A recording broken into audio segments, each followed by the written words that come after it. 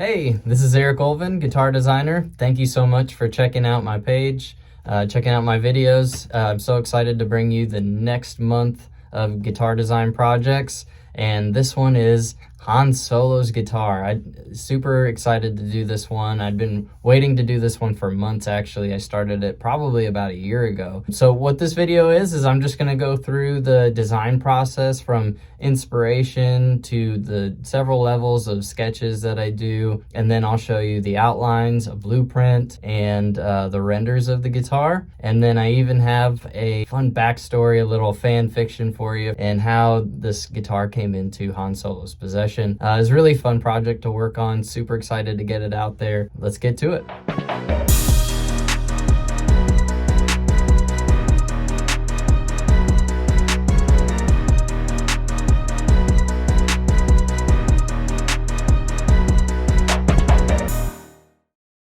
Alright, so first, with every design project, I start off with inspiration. I want to pull something from my client or my character that I'm designing this for and learn about them, learn about what they like, what they don't like.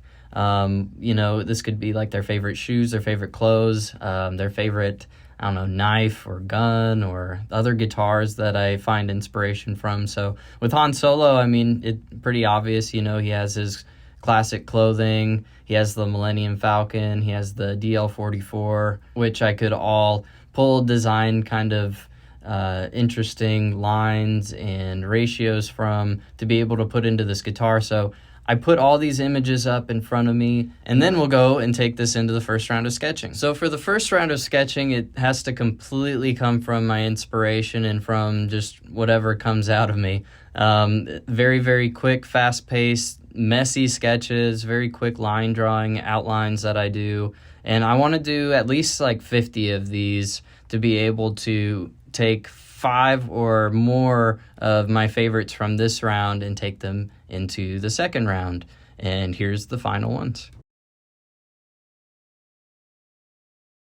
So I take my favorites from the round 1 of sketching and I make templates out of those. So every page is an outline from, one of those, and then I make, little variations on them. I change this line over here, I change this horn, I change this angle on this, or, it could be completely changing the outline on some cases, and then we take that into my top 5 or more from this round and take it to the third round.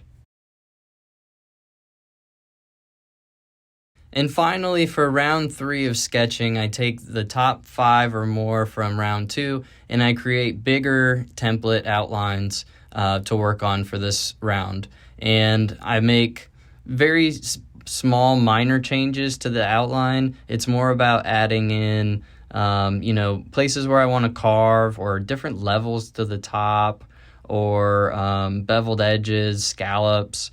I'm making very small changes to maybe more of the interior of the outline than the actual outline itself, but sometimes I do take it that far as well in round 3. And then after round 3, I pick my favorite one.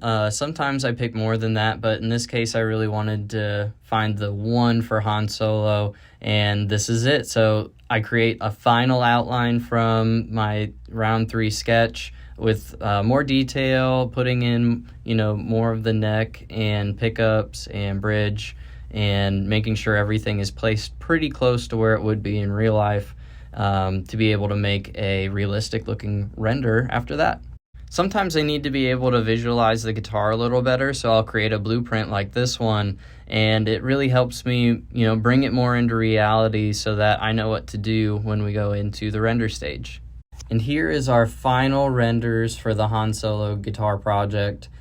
Super excited. This is where it really comes into real life for me. It's not perfect. I like to just get an idea. I like to use renders as just a way to bring it as close to reality as possible so that I can visualize it, see what it would look like, put it into the hands of whoever it is doing some Photoshops, which we'll get into in a second.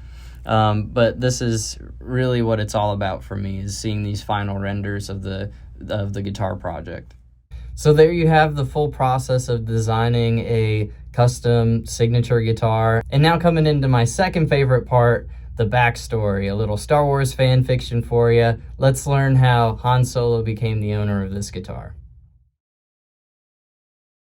In a galaxy far, far away, where starships roamed the cosmic seas and adventure beckoned at every turn, Han Solo found himself in an unexpected situation. He and his faithful co-pilot, Chewbacca, were on the outskirts of the galaxy, searching for a job that would pay well enough to keep the Millennium Falcon flying. Times were tough and credits were scarce. One fateful day, while wandering through a bustling market on a remote desert planet, Han couldn't help but notice the melodious strains of music wafting through the air.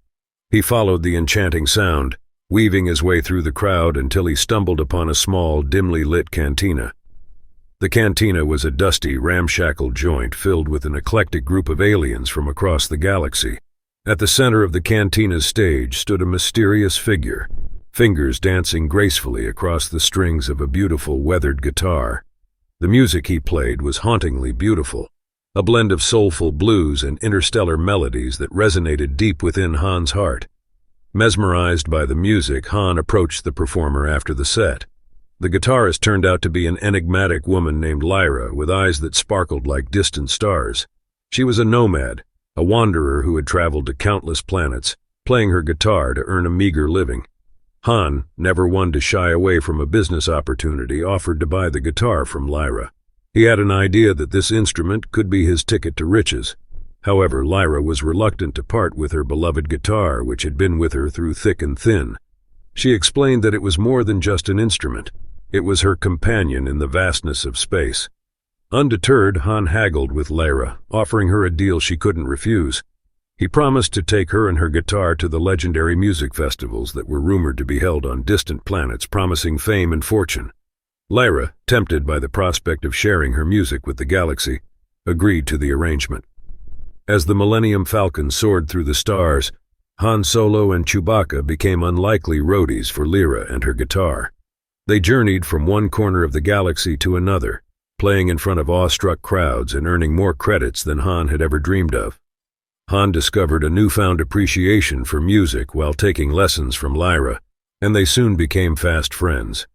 In the end, the guitar that once belonged to a wandering minstrel became a cherished part of the Millennium Falcon's cargo, a symbol of the adventures and friendships forged among the stars. Han Solo, the charming smuggler, had not only found a way to make a profit but also a beautiful melody that resonated with his soul, forever reminding him that sometimes the most unexpected treasures in the universe couldn't be measured in credits alone.